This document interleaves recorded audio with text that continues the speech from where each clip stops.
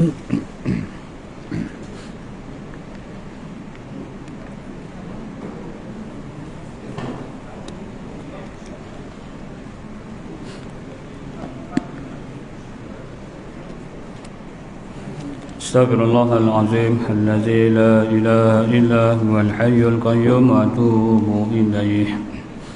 Al-Fatihah.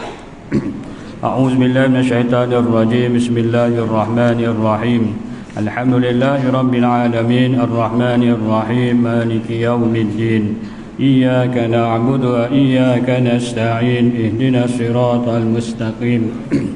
صراط الذين أنعمت عليهم غير المغضوب عليهم ولا الضالين آمين. السلام عليكم ورحمة الله وبركاته. بسم الله الرحمن الرحيم. الحمد لله رب العالمين. نحمده ونستعينه ونستغفره ونعوذ بالله من شرور أنفسنا ومن سيئات أعمالنا. من يهده الله فلا مضل له ومن يضلله فلا هادي له. أشهد أن لا إله إلا الله وحده لا شريك له وأشهد أن محمدا عبده ورسوله. اللهم صل وسلم على سيدنا محمد وعلى آله وأصحابه أجمعين. أما بعد. Tuan-tuan yang dirahmati Allah sekalian, alhamdulillah, pertamanya kita panjatkan kesyukuran kepada Allah Subhanahu wa taala kerana dengan izin rahmat, inayah dan hidayahnya, alhamdulillah, Allah Subhanahu wa taala memberikan kita kenikmatan yang melimpah ruah, khususnya nikmat iman dan Islam. Begitu juga dengan nikmat umur yang panjang, kesihatan yang baik, mana kita diberikan kekuatan dan kelapangan untuk kita hadir ke rumah Allah, menunaikan solat maghrib secara berjemaah. Tentunya kita duduk mengisi masa yang ada ini antara maghrib dan isyak untuk kita saling mengingatkan di antara satu sama lain. Mudah-mudahan Allah Subhanahu wa taala menerima segala amalan kita dan kita semua digolongkan di kalangan hamba-Nya yang soleh dan solehah, insya-Allah. Baik, tuan-tuan yang dirahmati Allah sekalian, seperti biasa pembelajaran kita berkaitan kisah sahabat, di mana kita masih lagi mengenai kisah Sayyidina Ali bin Abi Talib radhiyallahu anhu. Malam ni kita nak sambung lagi berkaitan dengan kisah kemunculan golongan Khawarij yang muncul sesudah peristiwa majlis tahkim. Baik, tuan-tuan yang dirahmati Allah sekalian,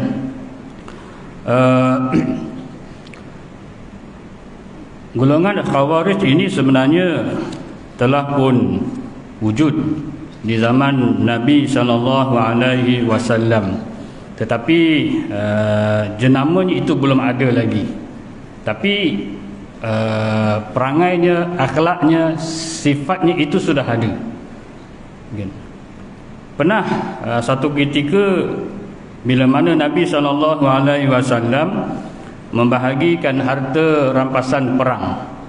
Nabi SAW membahagikan harta rampasan perang. Ada seorang yang bernama Zulkhuwairisiyah. Dia menyatakan kepada Nabi SAW agar berlaku adillah dalam pembahagian harta rampasan perang. Sedangkan Nabi SAW seorang yang sangat adil, tapi dia seperti memberikan nasihat, meminta Nabi SAW agar berlaku adil dalam pembahagian harta rampasan perang. Bila Nabi dengar, terus Nabi menyatakan bahawa sesungguhnya akulah orang yang paling adil. Dan seolah-olah dia tidak mempercayai Nabi SAW. Maka Nabi mengeluarkan kata-kata sedemikian untuk menegaskan, memberitahu kepadanya bahawa Nabi adalah orang yang paling adil, kerana Nabi adalah orang yang paling bertakwa. kata-kata Zulkhuwairisyah tadi didengari oleh Khalid Al-Walid, dan Khalid Al-Walid meminta keizinan daripada Nabi SAW untuk membunuhnya, kerana ia seolah-olah sudah mengingkari Nabi SAW, meragui sifat mulia yang ada pada Nabi SAW. Tetapi Nabi SAW menghalang. Maknanya Nabi SAW tidak membenarkan Khalid Al-Walid membunuh Zulkhuwairisyah tadi. Dan Nabi menyatakan bahawa sesungguhnya daripada keturunannya lah nanti akan lahir golongan yang membaca Al-Quran tetapi hanya sampai ke korongkongnya sahaja. Maknanya mereka membaca Al-Quran tetapi tidak beramal dengan kandungan Al-Quran. Malah daripadanya juga nanti akan timbul golongan yang akan tercabut Islamnya, seperti mana tercabutnya anak panah daripada busurnya. Tuan-tuan yang dirahmati Allah sekalian, maknanya di zaman Nabi SAW pun sudah ada wujud golongan-golongan yang meragui keadilan, kebaikan, kemuliaan yang ada pada Nabi SAW. Dan ianya berterusan walaupun selepas daripada itu tidaklah kedengaran sangat. Dan di zaman Saidina Abu Bakar tidaklah kedengaran sangat golongan ini. Begitu juga di zaman Saidina Umar pun tidak kedengaran sangat golongan yang ini.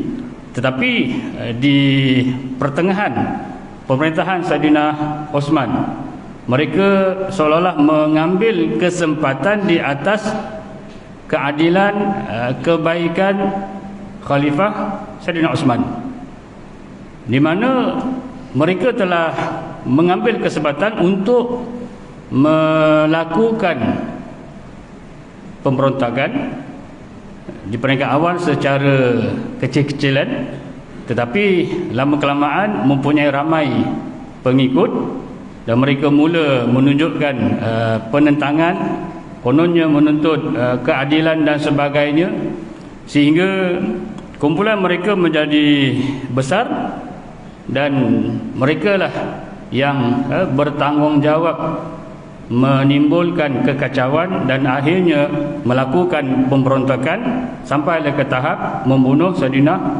Uthman bin Affan radhiyallahu anhu.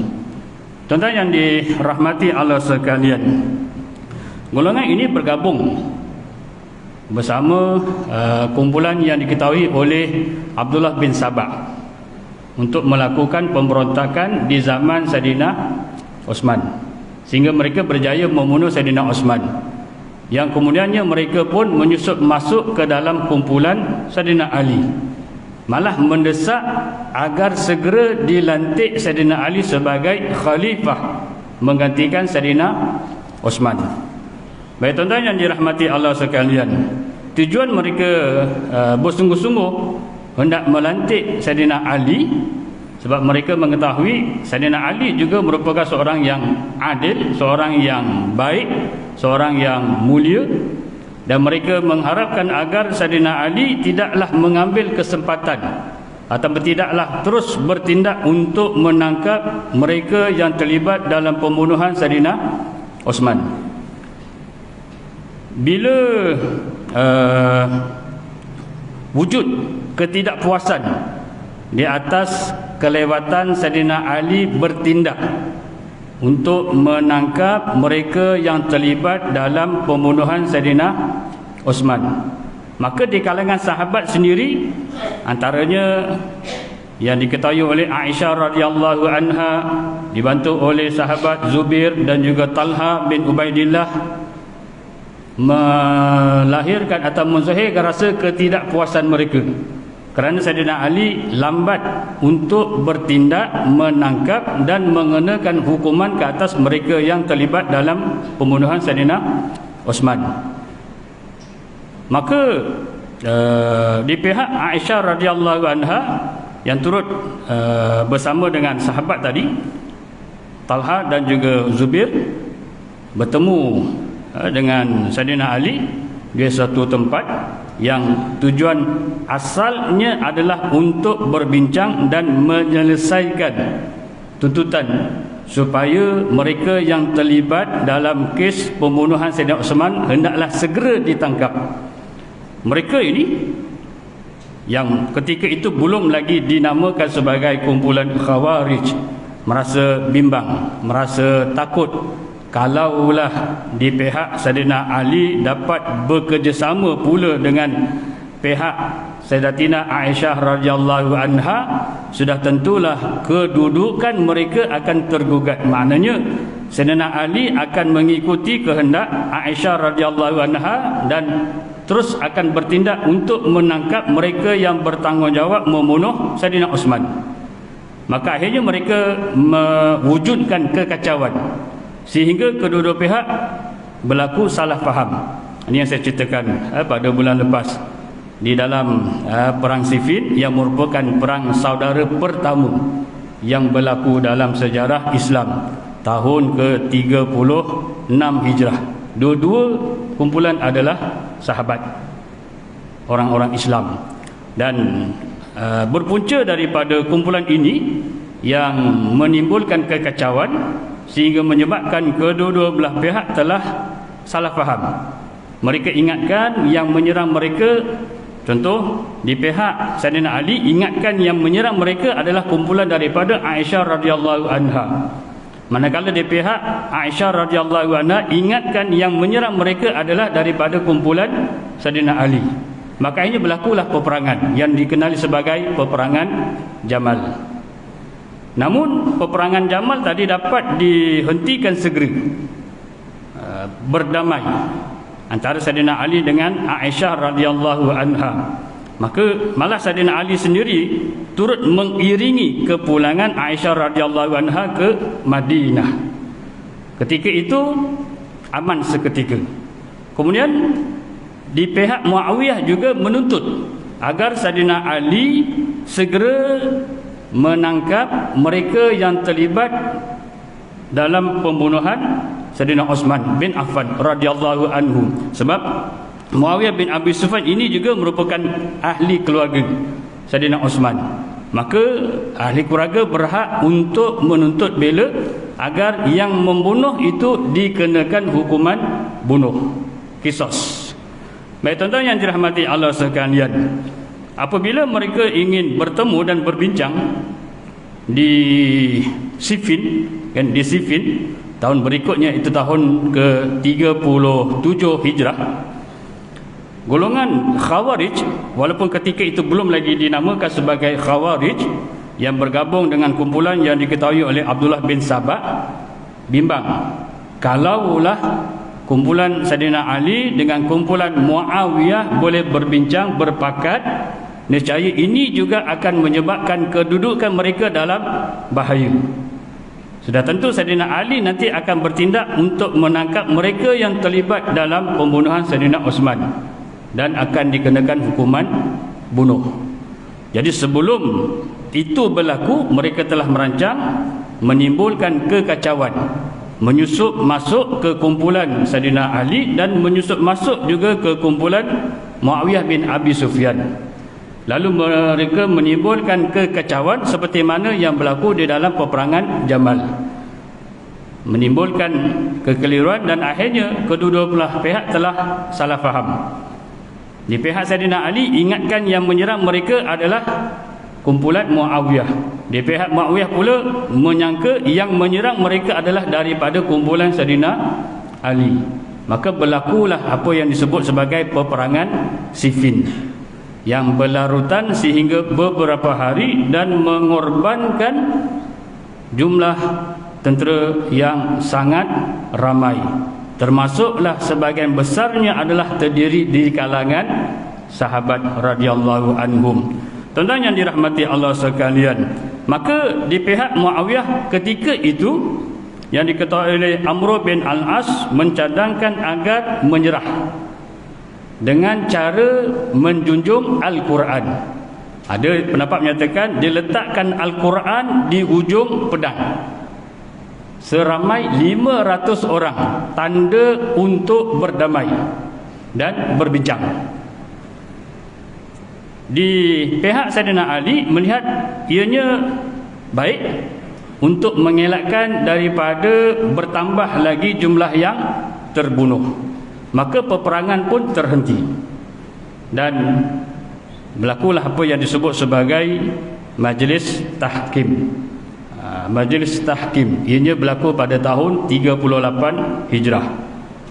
Di pihak Saidina Ali diwakili oleh Abu Musa al-Asy'ari, manakala pihak Muawiyah bin Abu Sufyan pula diwakili oleh Amr bin al-As. Baik, tuan-tuan yang dirahmati Allah sekalian, ketika berlangsungnya majlis tahkim, ada yang menyatakan wujud sedikit tipu daya yang dilakukan oleh Amr bin al-As. Tapi ada pengkaji-pengkaji mengatakan tidak seperti mana yang diberitakan, malah tidak pun wujud apa yang dikatakan sebagai tipu daya, malah mereka berbincang sesama mereka dengan cara yang baik.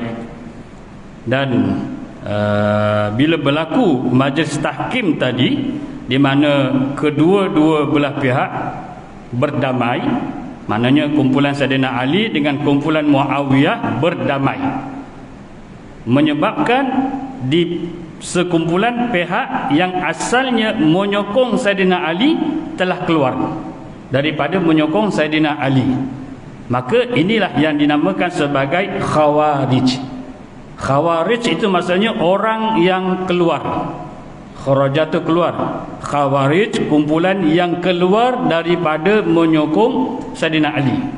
Mereka ni asalnya adalah penyokong Saidina Ali, tapi bukan menyokong atas dasar kebenaran, tetapi atas dasar untuk kepentingan diri, supaya mereka ini tidak dikenakan hukuman oleh Saidina Ali selaku khalifah ketika itu. Itu tujuan mereka menyokong Saidina Ali. Jadi bila mereka melihat kedudukan mereka tergugat apabila Saidina Ali dengan Muawiyah ini berdamai, maka mereka pun keluar daripada menyokong Saidina Ali. Maka menamakan kumpulan mereka itu dengan nama Khawarij. Maknanya mereka adalah kumpulan yang keluar daripada kumpulan penyokong Saidina Ali. Dan dikatakan Khawarij inilah merupakan firqah ataupun kumpulan pertama. Sebelum tu ialah dikenali sebagai umat Islam sajalah secara umumnya. Walaupun ini kumpulan yang menyokong Saidina Ali, ini kumpulan yang menyokong Muawiyah bin Abu Sufyan, tapi tidak ada nama lah sebagai penyokong. Tapi kumpulan yang dikenali sebagai Khawarij ini, bila mana mereka keluar, mereka menamakan kumpulan mereka dengan nama Khawarij. Sebab itu dikatakan Khawarij ini adalah kumpulan pertama yang keluar, yang secara terang-terangan melakukan penentangan terhadap Saidina Ali dan juga sahabat-sahabat yang lain.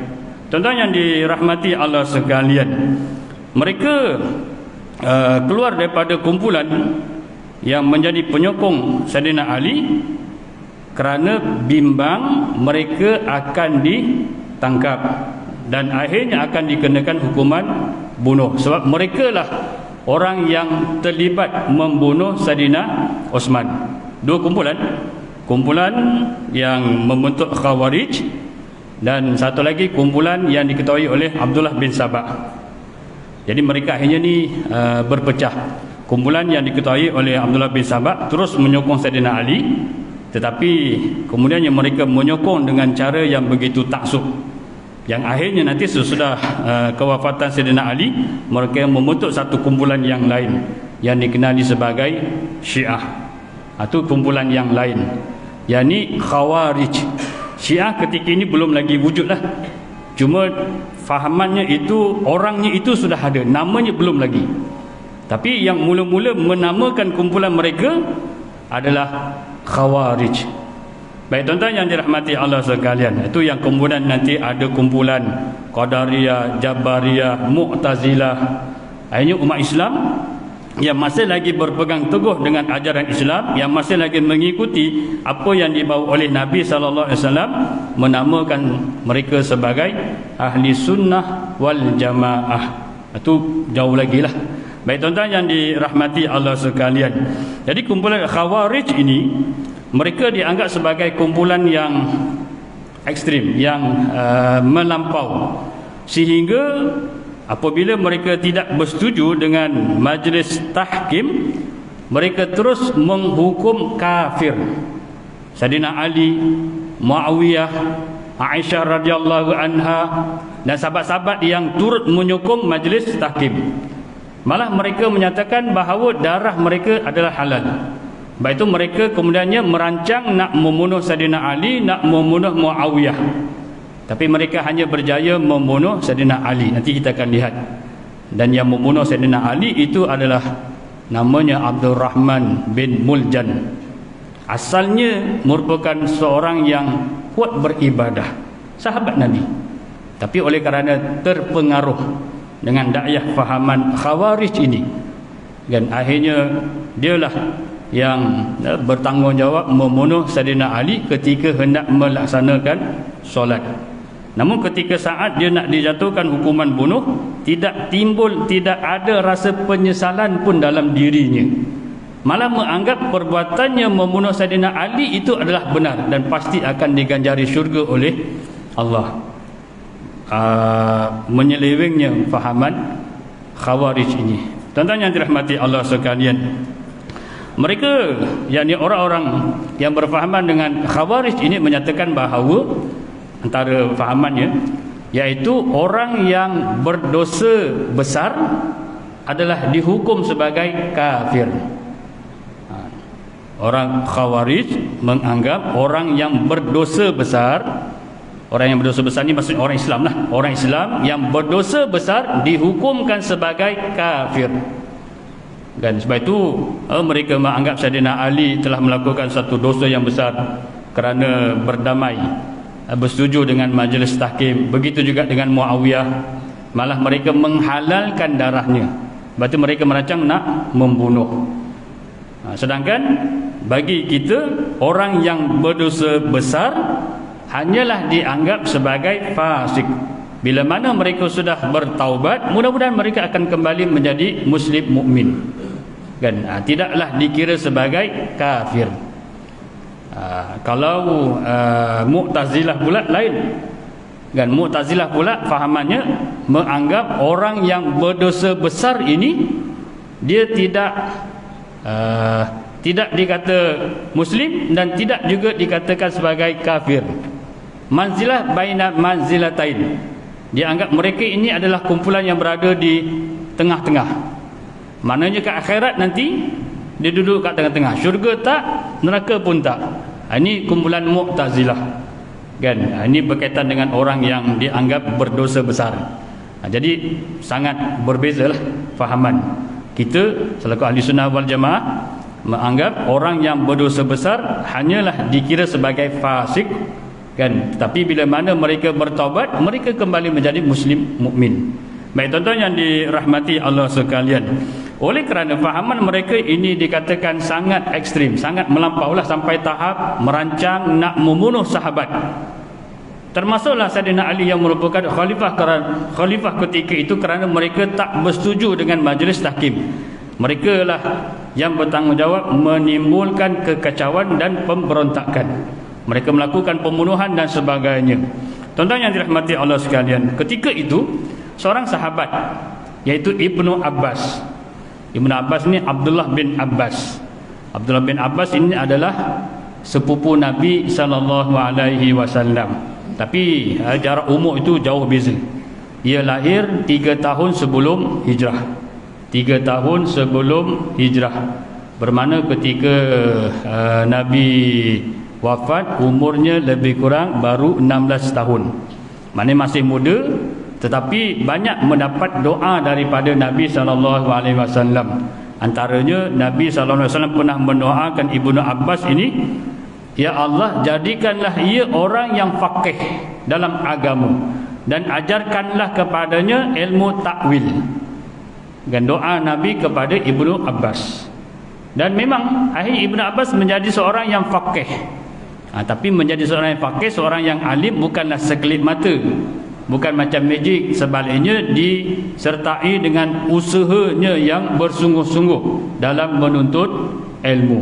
Sebab itu sejak kecil lagi di hayat Nabi SAW, Ibnu Abbas ini sering mengikuti Nabi, sehingga kan bila mana Nabi SAW bermusafir menaiki unta, Nabi akan dudukkan di belakang Nabi, dan Nabi memberikan nasihat, tunjuk ajar dan sebagainya lah.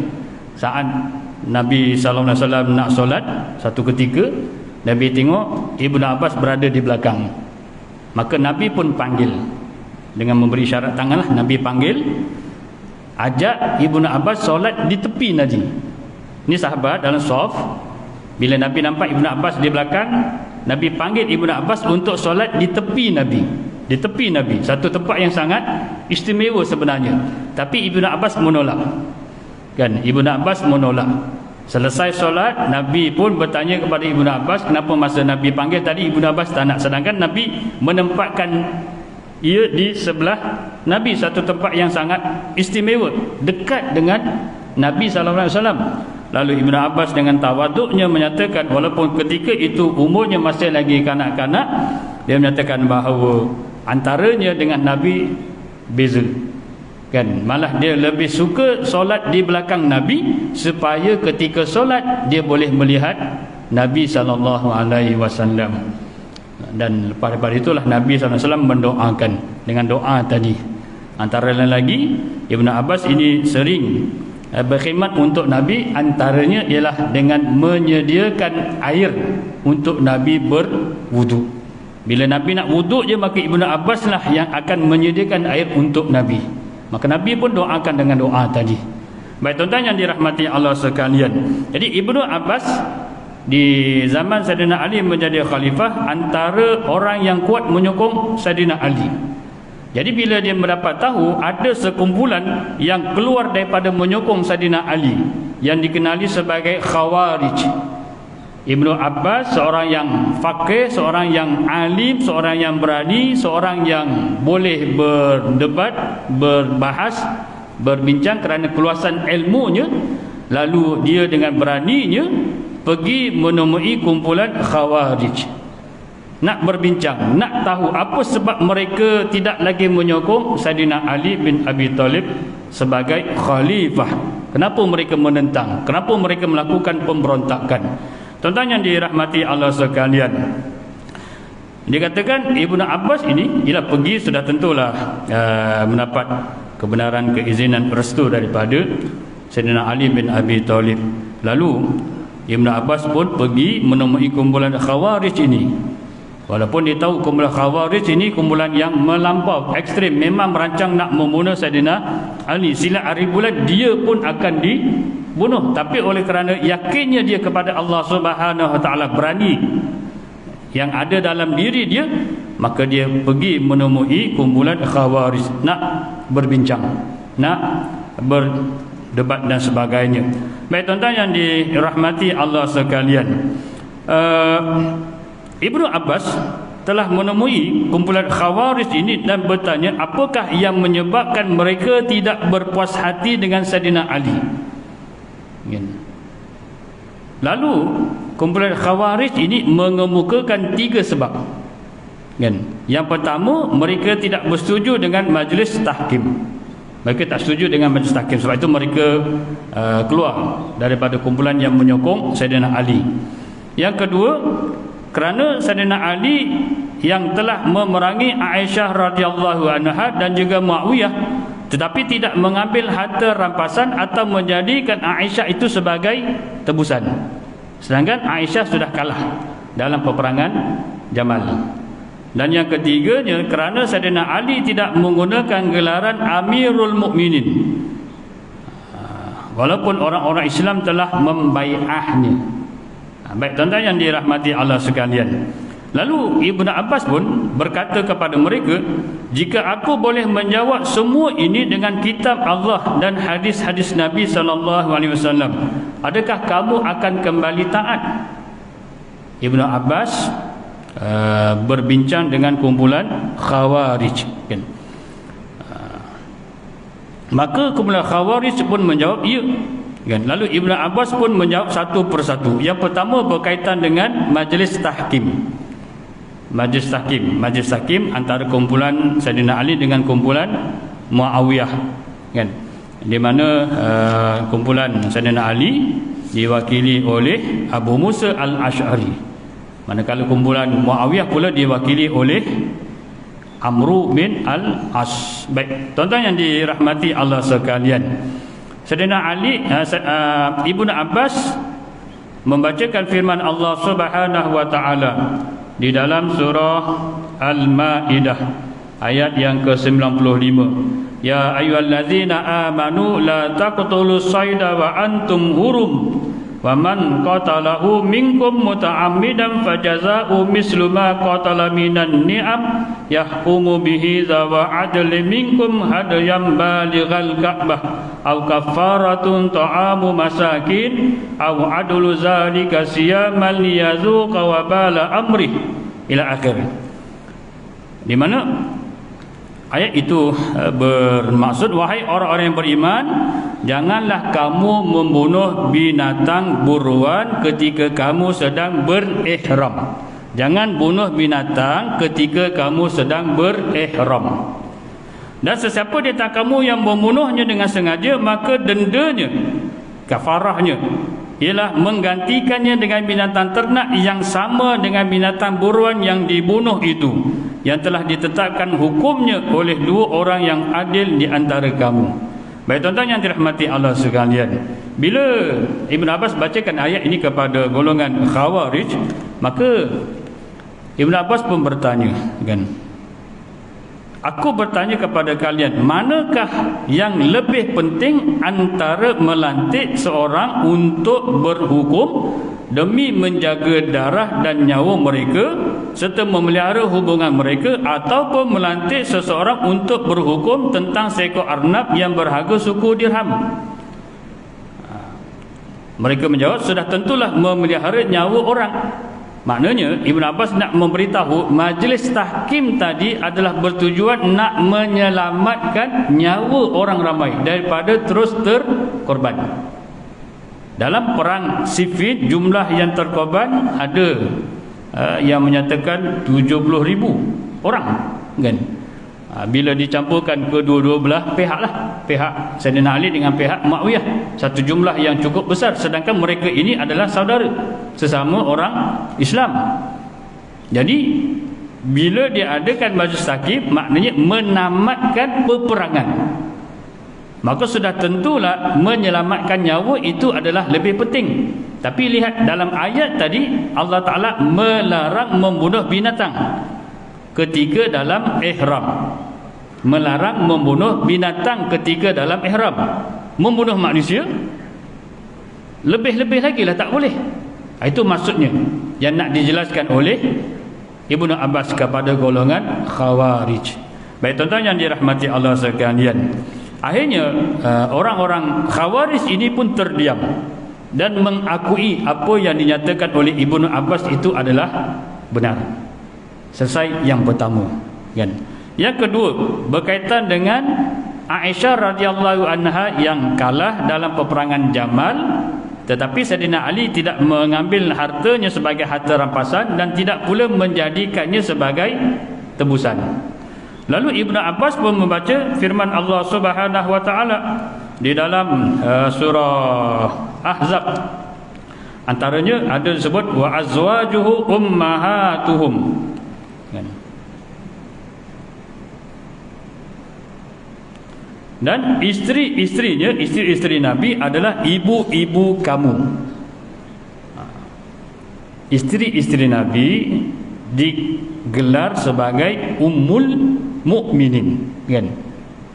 Isteri-isteri Nabi digelar sebagai ummul mukminin. Apa maksud ummul mukminin? Ibu bagi sekalian orang-orang yang beriman. Ibu, kan? Ibu.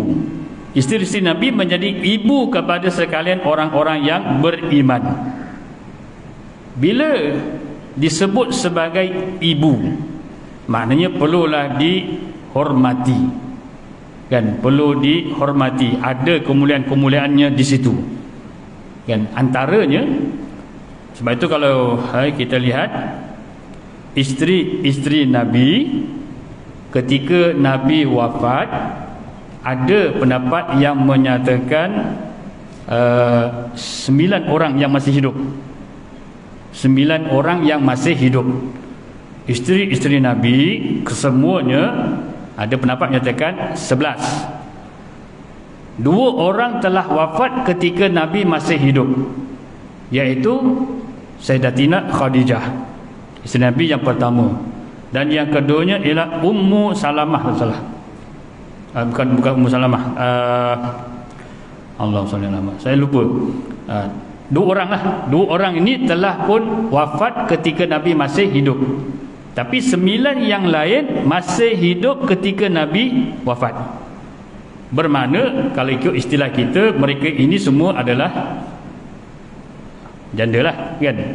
Tetapi isteri-isteri Nabi itu tidak boleh dinikahi kemudian oleh mana-mana orang. Tidak boleh dinikahi isteri-isteri Nabi oleh mana-mana orang, sahabat atau sesiapa sahaja, tak boleh. Sebab apa tak boleh? Sebab mereka adalah ummul mukminin, ibu. Diibaratkan mana boleh berkahwin dengan ibu? Dengan ibu mertua pun tak boleh kahwin. Walaupun ibu mertua asalnya bukanlah mahram, kan? Bukanlah mahram, tapi oleh kerana kita berkahwin dengan anaknya, maka ibu mertua tadi jadi mahram muabbad, mahram selama-lamanya, kan? Bila berlaku perceraian, sama ada cerai hidup ataupun cerai mati, ibu mertua tadi haram muabbad, maknanya tak boleh dinikahi. Sampai bila? Sampai bila-bila, kan? Beza dengan anaknya yang lain ataupun adik-beradik isteri tadi bercerai, sama ada bercerai hidup ataupun bercerai mati, kan? Nak kahwin dengan adik-beradiknya yang lain, boleh tak? Boleh. Masa hidup adik-beradiknya yang lain memanglah jadi mahram. Masa isteri, contohlah isteri kita, kan, masa hidup adik-beradik dia yang perempuan jadi mahram, kan? Maknanya tak boleh dinikahi lah. Tapi bila meninggal ataupun bercerai, boleh dinikahi adik-beradiknya yang lain. Tapi ibunya tadi, yang jadi ibu mertua kita, tak boleh. Maka sebab itu Sayyidina Ali tidak menjadikan Aisyah radhiyallahu anha sebagai tawanan, sebab dia ibu. Begitu juga harta rampasannya tidak boleh diambil, sebab dia ibu. Bila dijadikan sebagai tawanan, maka ia jadi hamba. Hamba boleh dimiliki. Sedangkan Aisyah radhiyallahu anha adalah ummul mukminin, ibu bagi sekalian umat Islam. Tapi perkara ini tidak disedari oleh kumpulan Khawarij. Jadi bila Ibnu Abbas memberitahu kepada mereka, kumpulan Khawarij ini, mereka pun tersedar, mengakui apa yang dinyatakan oleh Ibnu Abbas itu adalah benar. Selesai 2 perkara. Yang ketiga, mereka tidak berpuas hati kerana Sayyidina Ali tidak menggunakan gelaran Amirul Mukminin, walaupun orang ramai sudah berbaiah Sayyidina Ali. Sayyidina Abu Bakar gelarannya adalah Khalifah.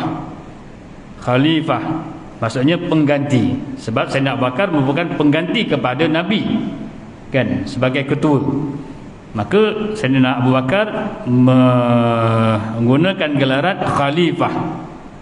Naik Sayyidina Umar, gelarannya adalah Amirul Mukminin, maksudnya ketua orang-orang yang beriman. Naik Sayyidina Osman pun menggunakan gelaran Amirul Mukminin, ketua bagi orang-orang yang beriman. Bila Sayyidina Ali menjadi khalifah, Sayyidina Ali tidak menggunakan gelaran Amirul Mukminin, tetapi di kalangan pengikutnya lebih popular memanggilnya dengan Imam Ali, kan? Imam Ali lebih popular dengan gelaran atau panggilan Imam Ali.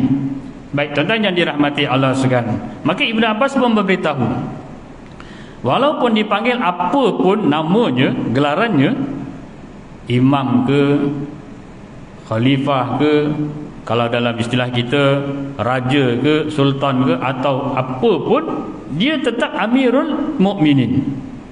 Kan? Dia tetap Amirul Mukminin. Suka tak suka, dia tetap Amirul Mukminin sebenar-benarnya.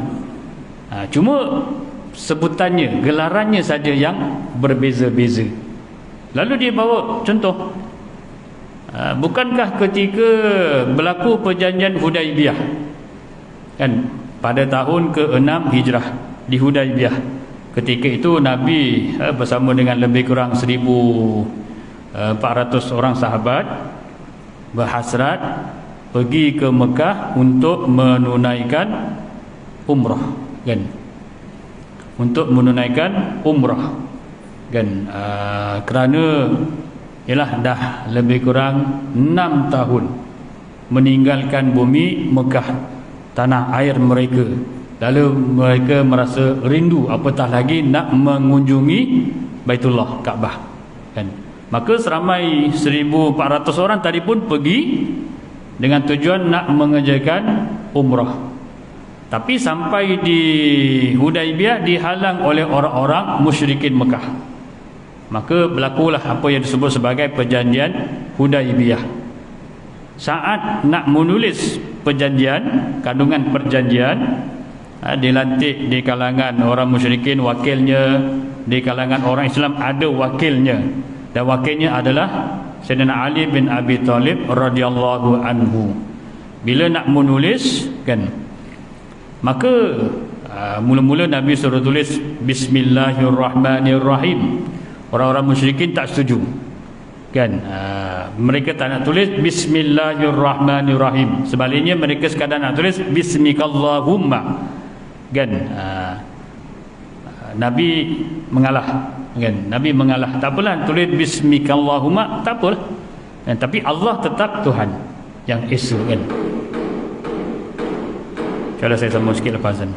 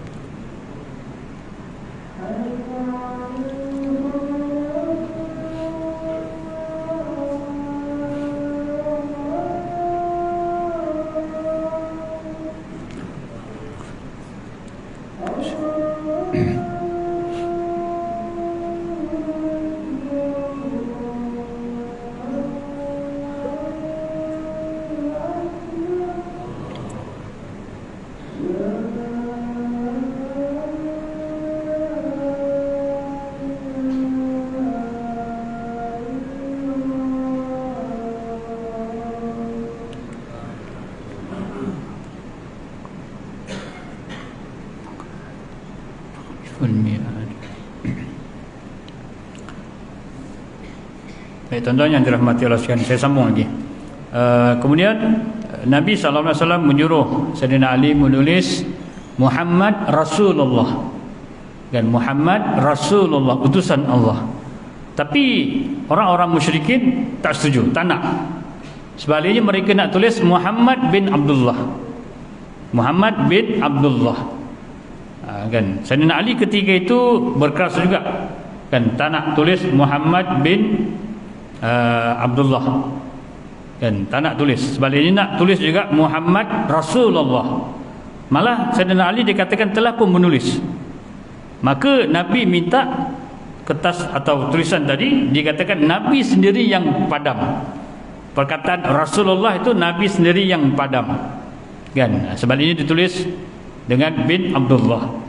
Maka Nabi pun memberitahu bahawa walaupun mereka tak nak terima Nabi sebagai Rasulullah, tetapi Nabi tetap Rasulullah. Mau tak mau, suka tak mau, Nabi tetap Rasulullah. Maka inilah yang menjadi hujah Ibnu Abbas memberitahu kepada golongan Khawarij, walaupun Sayyidina Ali tidak menggunakan gelaran Amirul Mukminin, tetapi Sayyidina Ali tetap Amirul Mukminin, ketua bagi orang yang beriman. Tuan-tuan yang dirahmati Allah sekalian, dengan hujah-hujah tersebut Ibnu Abbas telah berjaya menyedarkan, menginsafkan sebahagian besar kumpulan Khawarij, dan akhirnya mereka kembali menyokong Sayyidina Ali. Tetapi ada lagi yang tetap berkeras, ekstrim, malah tetap dengan pendirian mereka nak membunuh Sayyidina Ali. Dikatakan jumlahnya ada seramai 6,000 orang, tetapi yang kembali berpaling jumlahnya adalah 4,000 orang. Bermakna tinggal 2,000 orang, dan 2,000 orang inilah yang menimbulkan kekacauan. Malah bergabung dengan kumpulan yang diketahui oleh Abdullah bin Sabah.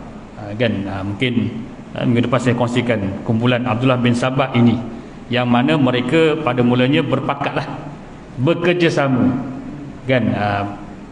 Di peringkat awal mereka bersamalah, tidak adalah istilah apa yang disebut sebagai Syiah, apa yang disebut sebagai Khawarij. Tapi bila wujud Khawarij ini, mereka berpisah namanya saja, tetapi perbuatan mereka masih lagi sama, memberontak dan sebagainya. Malah merancang untuk membunuh sahabat-sahabat besar, termasuklah nak membunuh Sayyidina Ali selaku khalifah ketika itu. Baik, tuan-tuan yang dirahmati Allah sekalian, walaupun kita lihat Khawarij ini wujud, kan, secara rasmi di akhir khalifah Sayyidina Ali, kan. Sayyidina Ali memerintah lebih kurang 4 tahun, 4 tahun lebih kurang. Sebab ialah wujud berlaku pemberontakan dan perancangan untuk membunuh Sayyidina Ali, kan. Jadi tak sempat untuk memerintah dengan lebih lama, sebab berlaku pergolakan pemberontakan di kalangan orang ramai. Sebab itu ada kisah yang mana pernah dikatakan seseorang bertanya kepada Sayyidina Ali, kan. Sebab Sayyidina Ali ini antara orang yang sangat rapat dengan Nabi SAW. Malah Sayyidina Ali dibesarkan di rumah Nabi, kan. Jadi kenapa di zaman Nabi aman, kan? Di zaman Sayyidina Abu Bakar aman, di zaman Sayyidina Umar pun aman, tetapi di zaman Sayyidina Uthman 6 tahun yang kedua, Sayyidina Uthman memerintah lebih kurang 12 tahun. 6 tahun pertama aman, 6 tahun yang kedua tu berlaku pemberontakan, ketidakpuasan dan sebagainya. Sampai di pemerintahan Sayyidina Ali lagi kacau, banyak berlaku peperangan saudara, kan, pemberontakan dan sebagainya. Maka Sayyidina Ali menjawab dengan tenang, kerana orang-orang di zaman Nabi, di zaman Sayyidina Bakar, di zaman Sayyidina Umar, orang-orangnya adalah macam aku, orang-orangnya macam Sayyidina Ali, orang-orangnya baik-baik belaka, bertakwa, kuat hubungannya dengan Allah Subhanahu Wa Taala, taat kepada ketua dan sebagainya. Dan Sayyidina Ali pun memberitahu, sebaliknya di zamanku orang-orangnya macam kamu, yang suka melakukan kekacauan, pemberontakan dan sebagainya. Itu jawapan ringkas yang diberikan oleh Sayyidina Ali. Sebab itu tak boleh nak buat perbandingan lah. Sebab suasana orangnya juga adalah berbeza, suasananya juga adalah berbeza. Walaupun sama-sama sahabat, tapi keadaannya sudah berlainan. Tentang yang dirahmati Allah sekalian, saya kongsi sikit antara fahaman yang menjadi tunjang kepada fahaman Khawarij ini. Antaranya ialah mereka menganggap kaum muslimin yang melakukan dosa besar adalah kafir. Yang kedua, Al-Quran ditafsirkan menurut lafaz zahir, mengikut logik akal. Yang ketiga, As-Sunnah tidak diterima sebagai hujah, tak boleh dijadikan hujah hadis Nabi, kerana Nabi boleh bersalah dan tersilap, kan? Dan para sahabat baginda tiada kelebihan, bahkan dianggap kaum yang sesat. Ini fahaman Khawarij. Pemimpin atau imam boleh diangkat daripada sesiapa sahaja dan tidak semestinya daripada kaum Quraisy. Sedangkan Nabi kan memberitahu a'immah min Quraisy, kan? Ketua adalah daripada Quraisy. Sebaliknya boleh jadi daripada hamba dan bahkan daripada kaum wanita. Ini fahaman Khawarij. Dan yang kelima, para sahabat yang terlibat dalam perang Jamal, dalam perang Siffin dan majlis tahkim dianggap sebagai kafir. Ini fahaman Khawarij. Namanya kini mungkin tak ada, kan? Tapi orang yang berfahaman dengannya ada, kan? Kita boleh perhatikanlah kalau ada orang yang mula nak menyalahkan sahabat, nak menyalahkan Nabi, ini ada unsur-unsur. Walaupun bila tanya kamu dia Khawarij, dia tak akan mengakulah. Fahamannya tu ada, kan? Fahamannya tu ada. Ataupun mungkin dia menafsirkan Al-Quran mengikut logik akalnya semata-mata, tidak berpandukan kepada huraian para ulama, hadis-hadis Nabi dan sebagainya. Ada kumpulan-kumpulan macam ni. Na'udzubillah min zalik. Sebab itu kita kena jaga akidah kita, berpegang teguhlah dengan fahaman ahli sunnah wal jamaah. Mudah-mudahan kita selamat di dunia dan di akhirat, insyaAllah.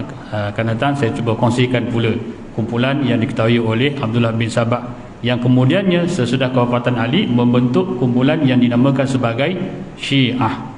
Ini satu firqah yang lain, insyaAllah. Wallahu alam. Sekali itu yang boleh dikongsikan. Yang baik itu datang pada Allah Ta'ala, yang salah silap itu merupakan kelemahan diri sendiri. Kita akhiri dengan sedikit doa, mudah-mudahan Allah Ta'ala memberkati dan merahmati kita semua. A'udzubillahi minasyaitanirrajim. Bismillahirrahmanirrahim. Alhamdulillahi Rabbil Alamin. Wassalatu wassalamu ala ashrafil anbiya wal mursalin wa ala alihi wa sahbihi ajma'in. Allahumma aftah alaina futuhal arifin warzuqna fahman nabiyyin bijahi khatamal mursalin. Allahumma faqihna fid din wa 'allimna ta'wil wahdina siratal mustaqim. Rabbana atina fid dunya hasanah wa fil akhirati hasanah wa qina azaban nar. Wa sallallahu ala sayyidina Muhammadin nabiyyin ummi wa ala alihi wa sahbihi wa baraka wa sallam. Walhamdulillahi rabbil alamin. Wallahu alam. Assalamualaikum warahmatullahi wabarakatuh.